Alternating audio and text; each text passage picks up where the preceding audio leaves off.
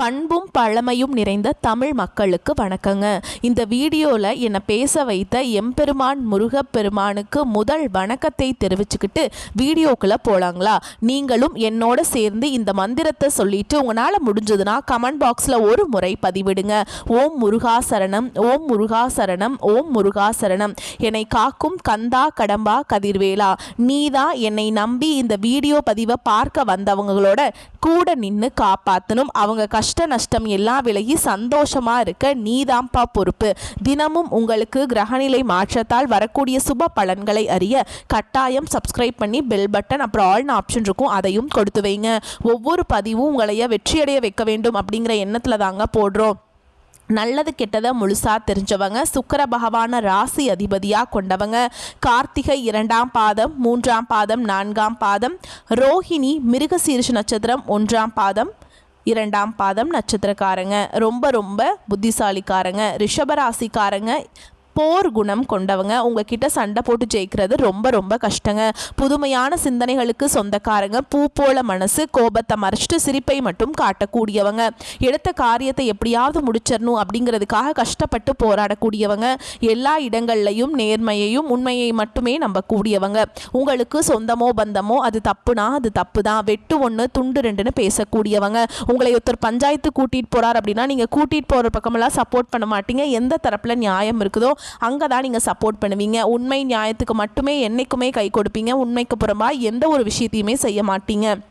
இதனால தான் ரிஷபராசிக்காரங்களுக்கு நிறைய கஷ்டங்களும் துன்பங்களும் அதிகமாகவே ஏற்பட்டுருக்கு.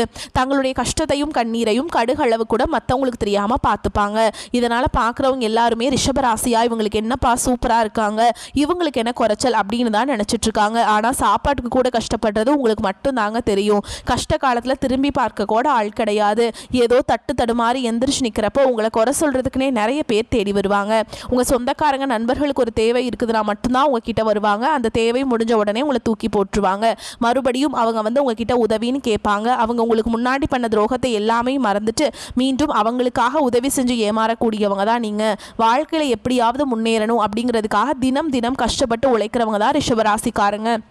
கடந்த காலகட்டங்களில் தங்களுடைய வாழ்க்கையில் நீங்கள் நல்லது நடக்க போகுதுன்னு நினச்சிட்டு இருந்திருப்பீங்க. ஆனால் உங்களுக்கு அந்த டைமில் ஒரு மிகப்பெரிய ஏமாற்றம் தான். புதுசாக ஒரு சில பிரச்சனைகளும் கஷ்டங்களும் தானாகவே உங்களை தேடி வந்திருக்கும். ரிஷபராசிக்காரங்க சொந்த பந்தத்தை இழந்தாங்க, சொத்துக்களை இழந்தாங்க, தனக்கு நெருக்கமாக இருக்கக்கூடிய உறவுகளையுமே இழந்தாங்க. கடைசியாக நான் மட்டும்தான் எல்லாத்தையுமே இழந்துட்டு நிற்கிறதா இருக்குது, எனக்கு உயிர் வாழவே பிடிக்கலன்னு சொல்லிட்டு இருக்காங்க. இதுக்கு மேலே என்னால் வாழவே முடியல சாமி, தயவு செஞ்சு என்னை உன் கூடையே கூட்டிகிட்டு போயிடு. நான் இவ்வளவு கஷ்டப்பட்டதுக்கப்புறம் எனக்கு வாழ்க்கையில் வாழணுங்கிற எண்ணம் சுத்தமாகவே போயிருச்சு. உங்க மனசுல கவலையும் துன்பமும் தான் அதிகமாகவே இருக்குது. நீங்க செய்யக்கூடிய ஒவ்வொரு விஷயத்தையுமே தடுப்பதற்கும் உங்களை அவமானப்படுத்துவதற்கும் இங்க நிறைய நபர்கள் முயற்சி பண்ணிட்டு இருக்காங்க. இது எல்லாமே தெரிஞ்சுமே கூட நீங்க என்னமோ பண்ணுங்க எனக்கு என்ன வந்துச்சு அப்படின்னு தன்னுடைய வேலையில மட்டும் என்னைக்குமே குறிக்கோளா இருக்கவங்க தான் நீங்க. ஏன் எனக்கு மட்டும் ஏன் இவ்வளோ கஷ்டம் வருது, என்னோடய வாழ்க்கையில் நான் யாருக்குமே கெடுதலையோ கஷ்டத்தையோ துன்பத்தையோ கொடுத்ததில்லை, எனக்கு மட்டும் ஏன் இப்படி நடக்குது அப்படின்னு தான் பெரும்பாலான நபர்கள் சொல்லிட்டு இருக்கீங்க. ரிஷபராசிக்காரங்களுக்கு பிரச்சனைங்கிறது வரும், அது கொஞ்ச நாள் இருக்கும், அதுக்கப்புறம் அந்த பிரச்சனை போயிடும். இந்த மாதிரி பிரச்சனை வரும் போகும் அப்படிங்கிற நிலைமையில் தான் நிறைய நபர்கள் வாழ்ந்துட்டுருக்கீங்க. நீங்கள் என்னதான் பிரச்சனையை தவிர்த்தாலும் ஏதாவது ஒரு சூழலில் உங்களை நோக்கி பிரச்சனையும் கஷ்டமும் வந்துக்கிட்டு தாங்க இருக்குது. ஆனால் இனி வரக்கூடிய நாட்களில் உங்களுக்கு இன்பத்தையும் மகிழ்ச்சியையும் தரக்கூடிய ஒரு காலகட்டமாகவே அமைஞ்சிருக்குது. இது நாள் வரைக்கும் நடந்த கெட்ட விஷயத்தை எல்லாமே விட்டுருங்க. இனி வரக்கூடிய நாட்களில் உங்களுக்கு எப்படிப்பட்ட நன்மைகள் நடக்க போகுது அப்படிங்கிறத நம்ம தொடர்ந்து பார்க்க போகிறோம். முதலாவதாக பார்த்தீங்கன்னா உங்களுக்கு சனியுடைய வக்ர பயிற்சியானது ஸ்டார்ட் ஆயிடுச்சு. அது என்ன சாமி சனியுடைய வக்ர பயிற்சி, எங்களுக்கு சனி பயிற்சி தெரியும், இது என்ன புதுசாக ஒன்று சொல்கிறீங்களே அப்படின்னு நிறைய பேர் கேட்பீங்க. அதாவது பார்த்தீங்கன்னா சனி பயிற்சி அப்படிங்கிறது கடந்த மார்ச் மாதத்தில் சனி பகவான் பார்த்தீங்கன்னா கும்ப ராசியிலேருந்து மீன ராசிக்கு போயிருக்காருங்க. இன்னும் பார்த்தீங்கன்னா மீன ராசியில் இருக்காரு. நவம்பர் கடைசி வரைக்கும் அங்கே தாங்க இருப்பார். ஓகேங்களா? அவர் இருந்த இத்தனை நாட்களாக பார்த்தீங்கன்னா உங்களுக்கு மைனஸாக மட்டுமே சனி பகவான் ரிஷபராசிக்கு செயல்பட்டு கொண்டிருந்தார். இப்போ இந்த வருட கிரகங்களுடைய மாற்றங்கள் இருக்கிறதுனால இப்போ பார்த்தீங்கன்னா உங்களுக்கு ஒரு 6 மாத காலகட்டங்கள் அப்படிங்கிறது பார்த்தீங்கன்னா சனி பகவான் வக்ர நிவர்த்தி ஆக போகிறாருங்க. இதன் மூலமாக நல்ல ஒரு முன்னேற்றம் அப்படிங்கிறது சனி பகவான் மூலமாக கண்டிப்பாக ரிஷபராசிக்காரங்க வாழ்க்கையில் ஒரு கூடுதல் முன்னேற்றம் அப்படிங்கிறது நிச்சயமாக ஏற்பட போகுது. அது மட்டும் இல்லாமல் உங்களுக்கு சுக்கிர பயிற்சியானது பார்த்தீங்கன்னா போன மாதமே ஸ்டார்ட் ஆயிடுச்சு. ஆனால் இது வரைக்கும் பார்த்தீங்கன்னா சுக்கிர பயிற்சியோட பலன்கள் ரிஷபராசிக்கு கிடைக்காம இருந்தது. இருந்தது. இப்போ வந்து பார்த்தீங்கன்னா உங்கள் ராசிக்கு 6ஆம் இடத்துல வந்து சுக்கிர பகவான் வந்து சஞ்சாரம் பண்ணுறார். இதன் மூலமாக ஒட்டுமொத்த சுக்கிர பயிற்சி பலன்களும் பார்த்தீங்கன்னா உங்களுடைய ரிஷப ராசிக்கும் அடுத்ததாக சுக்கிரனை ராசி அதிபதியாக கொண்ட துலாம் ராசிக்கும் பார்த்தீங்கன்னா கூடுதல் முன்னேற்றம் அப்படிங்கிறது நிச்சயமாக ஏற்பட போகுது. அது மட்டும் இல்லாமல் உங்களுக்கு இத்தனை நாட்களாக பார்த்தீங்கன்னா குரு பயிற்சியோட பலன்களே கிடைக்காம இருந்தது. இதனால தான் பார்த்தீங்கன்னா பொருளாதாரத்தில் மிகவும் பின்தங்கி இருக்கிறீங்க. நிறைய ரிஷப ராசிக்காரங்க எல்லாமே இப்போ பார்த்தீங்கன்னா உங்களுடைய ராசிக்கு குரு பகவான் பார்த்தீங்கன்னா 8ஆம் இடத்துல வந்து சஞ்சாரம் பண்ணுறாங்க. இதன் மூலமாக ஒட்டுமொத்த குரு பயிற்சி பலன்களும் உங்களுக்கு வரக்கூடிய நாட்களில் முழுமையாக கிடைக்க போகுது. கண்டிப்பாக இந்த 2026 ஒரு முதல் 3 மாதங்களை பொறுத்த வரைக்கும் அதுலேயுமே நல்ல ஒரு முன்னேற்றம் அப்படிங்கிறது இருக்க போகுதுங்க. இந்த 2025 கடைசி 3 மாதங்கள் அப்படிங்கிறது கண்டிப்பாக நல்ல ஒரு முன்னேற்றம் அப்படிங்கிறது ரிஷபராசிக்காரங்க வாழ்க்கையில் நம்ம கண்டிப்பாக எதிர்பார்க்கலாம். கடந்த காலகட்டங்களில் நல்ல ஒரு வேலைங்கிறது கிடைச்சிருக்காது. ஏதோ கிடைக்கிற வேலைக்கு ஒரு 10,000 சம்பளத்துக்கோ 15,000 சம்பளத்துக்கோ பிடிக்காத ஒரு வேலையை குடும்ப கஷ்டத்துக்காக வேறு வழியே இல்லாமல் செஞ்சுட்டு இருந்திருப்பீங்க. ஆனால் இனி வரக்கூடிய நாட்களில் நீங்கள் படித்த படிப்புக்கு ஏற்ற மாதிரியும் உங்களுக்கு பிடிச்ச மாதிரியும் நீங்கள் ஒரு அரசாங்க வேலைக்கு ட்ரை பண்ணாலும் சரி, இல்லை ஒரு ஐடி ஜாபோ, ப்ரைவேட் ஜாபோ, பேங்க் ஜாபோ, நீங்கள் எங்கே வேலைக்கு ட்ரை பண்ணாலும் அந்த ஜாப் அப்படிங்கிறது உங்களுக்கு நிச்சயமாக கிடைக்க போகுதுங்க. கோர்ட்டு கேஸுன்னு ரொம்ப நாட்கள் அலைஞ்சிட்டு இருக்க நபர்களுக்கு விரைவில் உங்களுக்கு சாதகமாகவே தீர்ப்பு வரப்போகுது. சொத்து பிரச்சனையும் உங்களுக்கு சாதகமாகவே முடியும். சனி பகவானுடைய பார்வை உங்களுக்கு நேரடியாகவே இருக்குது. இதன் மூலம் வருமானம் அப்படிங்கிறது பல வழிகளில் வரும். தொழிலில் லாபம் சற்று அதிகமாகவே கிடைக்கும். அரசியல்வாதிகளை பொறுத்த வரைக்கும் புதிய பொறுப்புகள், புதிய பதவிகள் எல்லாமே தானாகவே உங்களை வந்து சேரும். ராகுவால உங்களுடைய செல்வாக்கு உயரும், உடல் ஆரோக்கியம் மேம்படும், சங்கடங்கள் நீங்கும். மறைமுகமாக உங்கள் தொழில் வாழ்க்கையிலும் சரி, இல்லற வாழ்க்கையிலும் சரி நிறைய நபர்கள் வந்து தொல்லை கொடுத்துருப்பாங்க. இனி அவங்களுடைய தொந்தரவுங்கிறது முழுவதுமாகவே இருக்காதுங்க. கடந்த காலகட்டங்களில் நீங்களும் ஒரு கம்பெனியில் இரவு பகல் பார்க்காம உழைச்சிட்டு இருந்திருப்பீங்க. உங்களுடைய சொந்த கம்பெனியாக நினச்சி வேலை செஞ்சுருப்பீங்க. ஆனால் உங்களுக்கு இது நாள் வரைக்கும் சரியான ஒரு அங்கீகாரம் அப்படிங்கிறது கிடைச்சிருக்காது.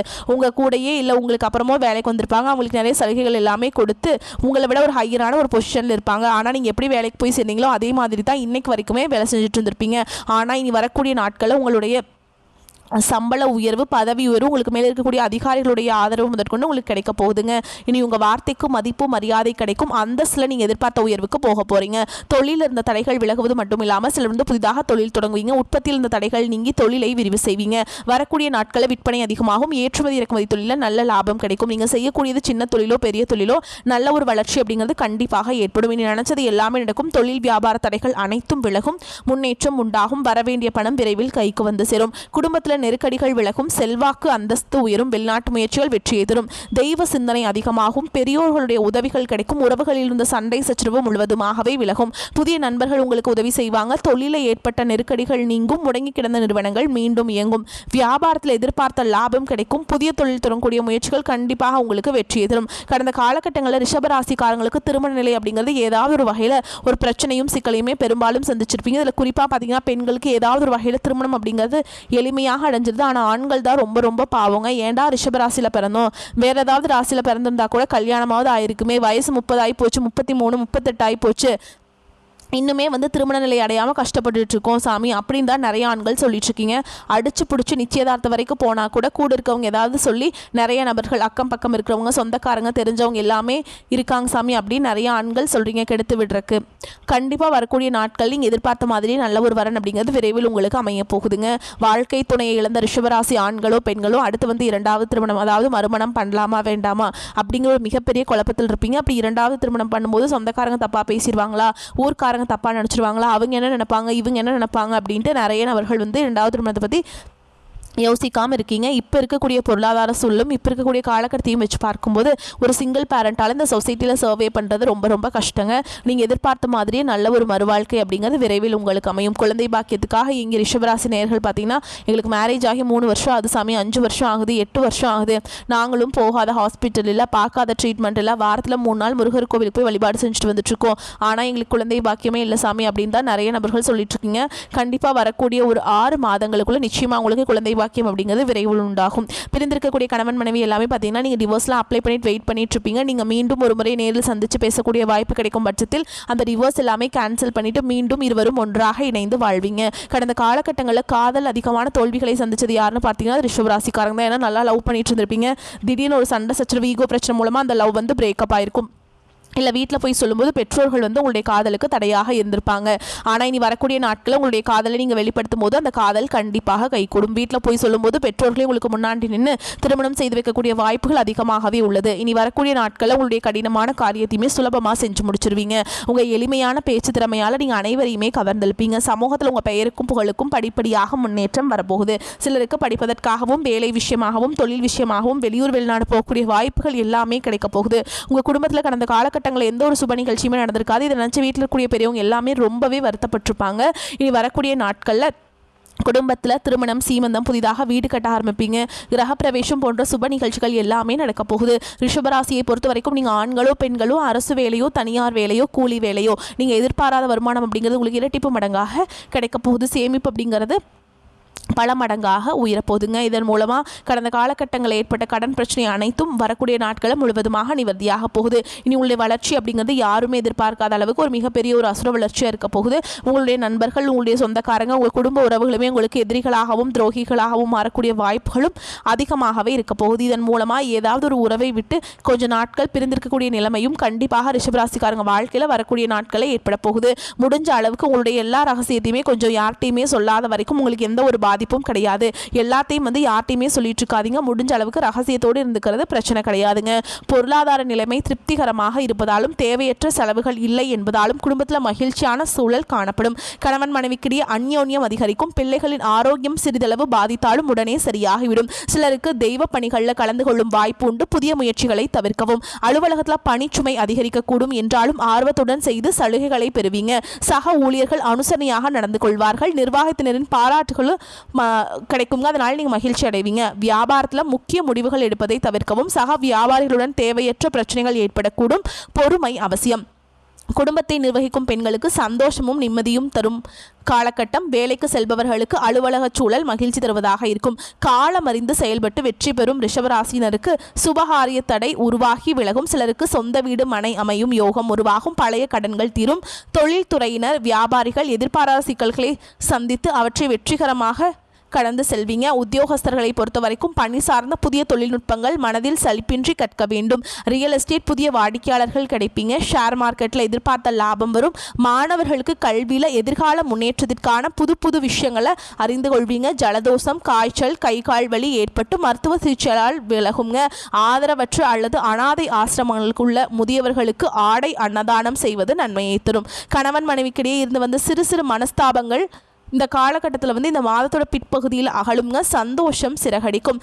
சிலர் சுப நிகழ்ச்சிகளில் கலந்து கொண்டு விதவிதமான பலகாரங்கள் உண்டு மகிழ்வீங்க. குழந்தை பாக்கியம் இல்லாதவர்களுக்கு நவீன சிகிச்சை மூலம் குழந்தை பாக்கியம் ஏற்படும் வாய்ப்புகள் உருவாகும். புதிய வேலை வாய்ப்புகள், புதிய தொழில் சம்பந்தமான பேச்சுகள் வெற்றிக்கு வழிவகுக்கும். சிலருக்கு இடம் மாற்றத்தினால செலவுகள் உருவாகும். எனினும் நஷ்டம் இன்றி கையாளும் கிரக நிலை உள்ளதுங்க. அதே மாதிரி சிலருக்கு இந்த மாதத்தோட முற்பகுதியில் காதல் கைகூடும். பெண்களுக்கு மகிழ்ச்சியான காலகட்டம் இதுங்க. ரிஷபராசிக்காரர்களுக்கு இந்த காலகட்டம் அற்புதமான பலன்களை கொடுக்கும். சில இடங்களில் வேலையில் கொஞ்சம் சங்கடமான நிலை உண்டாகும். சில இடங்களில் பொறுமையுடன் உழைக்க வேண்டிய கட்டாயம் இருக்கும். உத்தியோக ரீதியாக பதவி மாற்றம் கிடைக்கும். ஆனால் எதிர்பார்த்த ஒரு காரியம் நல்லபடியாக நடக்கும். வியாபாரத்தில் விற்பனையும் லாபமும் பெருகி செல்வாக்கு அதிகரிக்கும். புதிய தொழிலில் நம்பிக்கையோடு ஈடுபடலாங்க. குடும்பத்திலிருந்து வந்த சிக்கல்கள் விலகி மகிழ்ச்சி அதிகரிக்கும். பிள்ளைகளால் நல்ல மன அமைதி கிடைக்கும். மேலும் உங்களை பொறுத்த வரைக்கும் விரிவான பலன்களை பற்றி பார்க்கலாங்க. உத்தியோகத்தில் இருப்பவர்களை பொறுத்த வரைக்கும் அலுவலகத்தில் புதிய வேலை தொடர்பான முயற்சிகளில் நல்ல முடிவு கிடைக்கும். பதவி மாறுதல், ஊதிய அதிகரிப்பு கிடைக்கிறதுக்கு வாய்ப்பு இருக்குதுங்க. வியாபாரத்தை பொறுத்த வரைக்கும் வியாபாரத்தில் அதிகமான லாபம் ஏற்படும். தொழிலை பெரிதுபடுத்துவதற்கு சரியான காலம் இதுங்க. அடுத்தது குடும்பத்தை பொறுத்த வரைக்கும் குடும்பத்தில் இருந்த சிரமங்கள் விலகும். பிள்ளைகளால் பெருமைகளும் சிறப்பும் உண்டாகும். பெரியோர்களின் ஆதரவு கிடைக்கும். அதே மாதிரி குடும்பத்திற்காக பண வரவை அதிகரிக்க சந்தோஷமாக பாடுபட வேண்டும். கலைத்துறையினரை பொறுத்த வரைக்கும் ஏற்றமான வாய்ப்புகள் பெற்று நல்ல பொருளாதார மேம்பாடு அடைவீங்க. புதிய முதலீடுகளில் மிக நம்பிக்கையோடு இறங்கலாம். அதே மாதிரி சந்திரனோட இடப்பெயர்ச்சினால ஏற்ற இறக்கம் கலந்த பலன்களை கொண்டு வருங்க.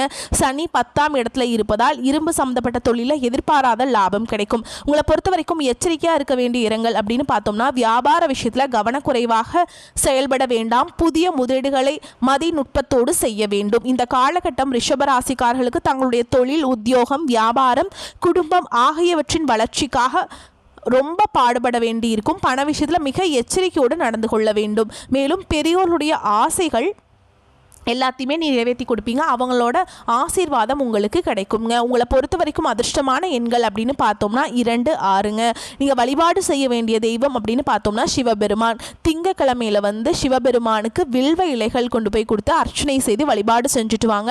நீங்கள் நினைத்த காரியங்கள் எல்லாமே நல்லபடியாக நடக்கும். அதே மாதிரி தினமும் காலையில் எந்திரிச்ச உடனே சூரிய நமஸ்காரம் பண்ணுங்கள். அது ரொம்ப நல்லதுங்க. ஏன்னா சூரியனோட ஒளிப்பட்டு இந்த பனித்துளி எப்படி கரைஞ்சு போதோ அதே மாதிரி உங்கள் வாழ்க்கையில் இருக்கக்கூடிய துன்பங்கள் எல்லாமே கரைஞ்சு போயிருங்க. துன்பங்கள் இல்லாத ஒரு வாழ்க்கை வேணும் அப்படின்னா கட்டாயம் சிவபெருமானுடைய வழிபாடு உங்களுடைய வெற்றிக்கு வழிவகுக்கும். வரக்கூடிய வாய்ப்புகளை மட்டும் கரெக்டாக பயன்படுத்திக்கோங்க.